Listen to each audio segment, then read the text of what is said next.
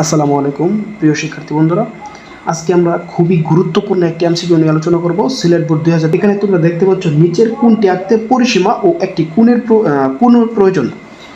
অর্থাৎ আমরা জানি পরিসীমা দেওয়া থাকলে আমরা এমন একটি চিত্র অঙ্কন করব যে চিত্রের প্রত্যেকটা বাহুই সমান হয়।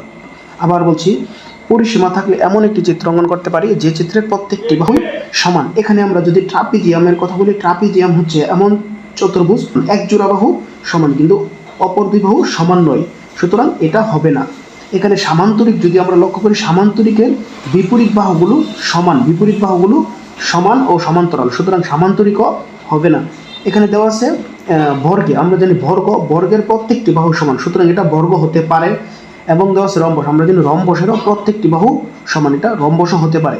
কিন্তু এখানে দেওয়া আছে একটি কোণ মান প্রয়োজন, অর্থাৎ একটি কোণের মানও দেওয়া আছে। তাহলে আমরা জানি বর্গের প্রত্যেকটি কোণ সমকোণ, অর্থাৎ এখানে বর্গের কোনো কোণের প্রয়োজন নেই, কারণ বর্গের প্রত্যেকটি কোণের মান 90 ডিগ্রি। কিন্তু রম্বস অঙ্কন করতে গেলে আমরা জানি কোণের মান প্রয়োজন, কারণ রম্বসের বিপরীত কোণগুলো সমান হলেও প্রত্যেকটি কোণের মান সমান নয়।